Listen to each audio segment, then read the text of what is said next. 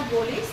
આજે હું તમને આના વિશે સમજાવું છું. આ છે ગરમાળાની સ્ટીક, ગરમાળાની લાકડી બોલાય આને. તો આ ગરમાળાની સિંગ છે, એ ઝાડમાં ઉગે છે. અમારે ત્યાં અહીંયા જામનગરમાં આયુર્વેદિક સ્ટોરમાં પણ મળે છે ને, લગભગ ઘણી બધી જગ્યાએ મળતી હશે. તો આના શું ફાયદા છે એ હું તમને સમજાવીશ. રિસન્ટલી હમણાં અમારે ત્યાં એક ડૉક્ટર પાસે જવાનું થયું, એટલે આયુર્વેદિક ડૉક્ટરે સજેસ્ટ કર્યું, તો એનું ખરેખર બેસ્ટ રિઝલ્ટ છે. એટલે હું આપણા સૌ માટે થઈને આપ લોકોને પણ આનું રિઝલ્ટ ખબર પડે એના હાથું થઈને આ વિડીયો હું બનાવી રહી છું.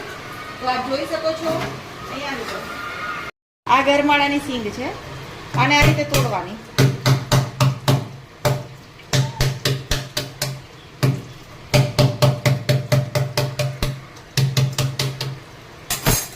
ત્યાર પછી આ જે છે ને એને ચાંદલા બોલે આયુર્વેદિક વાળા ડોક્ટરે એમ કીધું કે આને ચાંદલા બોલવાના. એટલે એના જે અંદરથી છે ને ગોળ રાઉન્ડ નીકળે અને થોડા બી પણ હોય. બી પલળી જાય તો કંઈ ફેર નથી પડતો, એને પછી ફેંકી જ દેવાના હોય છે. તો આ ચાંદલા કાઢીએ આપણે. આ એક,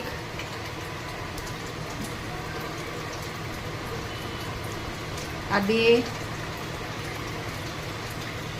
એવી રીતે આ ચાંદલા પલાળવાના.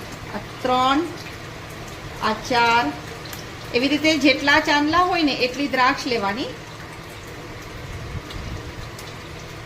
ફોતરાને બધાને ફેંકી દેવાના આ રીતે, બરાબર. એની સાથે એટલી જ આ કાળી દ્રાક્ષ લેવાની. આપણે આ 6 ચાંદલા લીધા છે, એટલે એની સાથે 6 કાળી દ્રાક્ષ લેશી. 3 અને 3, 6. અગર આ વધારે લ્યો તો પણ કંઈ પ્રોબ્લેમ નથી. અને આને મેક્સિમમ અમને લોકોને કીધું છે કે 20 ચાંદલા અને 20 દ્રાક્ષ લેવાની.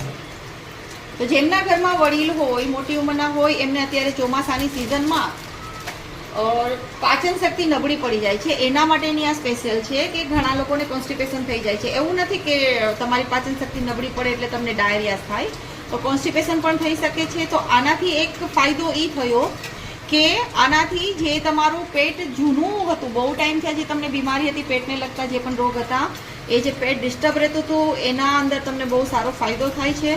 અને આ બિલકુલ નિર્દોષ છે, આની કોઈ પણ જાતની સાઈડ ઇફેક્ટ નથી. તો આ ગરમાળાની સિંગ બોલાય. એના સાથે સાથે કાળી દ્રાક્ષ પણ મૂકેલી છે, અને એના અંદર આપણે હવે પાણી નાખશું.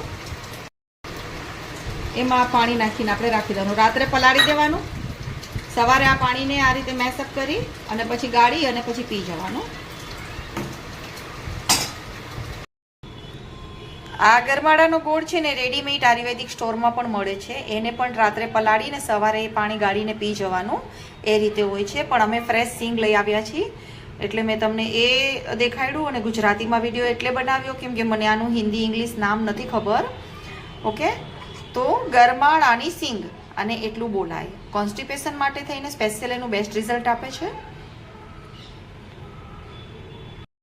આ બધું ભલે આવતું હોય એટલે ખબર પડે બીજું શેર મારું છે.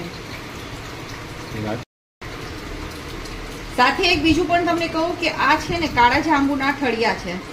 કાળા જાંબુના બીજ જે ઠળિયા નીકળતા હોય એને સૂકવી અને પછી આ રીતે તૈયાર કરવાના. એના અંદરથી પણ આ રીતે બીજ નીકળે. તો આ સુકાઈ ગયા પછી મગફળીની જેમ આરામથી તમે એને ફોલી શકો છો. આનો પાવડર લેવાથી સુગર કંટ્રોલમાં રહે છે, જેમાં મામેચો, લીમડાની છાલનો પાવડર અને એવું ઘણું બધું તમે કડવાણી નાખી શકો છો. અને કાંઈ પણ ન નાખો તો ખાલી કાળા જાંબુના ઠળિયાનો પાવડર આયુર્વેદિક સ્ટોરમાં રેડીમેડ પણ મળે છે. પણ જો ઘરમાં જાંબુ ખાતા હોય તો એની સાથે તમે આનો પણ ઉપયોગ કરી શકો છો. સાથે સાથે આનો એક બીજો પણ ફાયદો છે કે આ જે ઠળિયા છે એ ઠળિયાને તમે પલાળી અને પેસ્ટ કરી નાખો, અને પછી જે ખીલના દાગ થયા હોય ફેસ ઉપર, એ પેસ્ટને તમે બકરીના દૂધમાં યા ગાયના દૂધમાં લસોટીને એ પેસ્ટ તમારા ખીલના દાગ ઉપર લગાડો, કે જે કાળા ધાબા થઈ ગયા હોય તો એ દાગ પણ છે એ ધીમે ધીમે નીકળી જાય છે. આના બીજા ઘણા બધા ઉપયોગ થઈ શકે છે. તો બેસ્ટ રિઝલ્ટ આપે છે સુગર કંટ્રોલ માટે થઈને અને સાથે પિમ્પલ્સ માટે.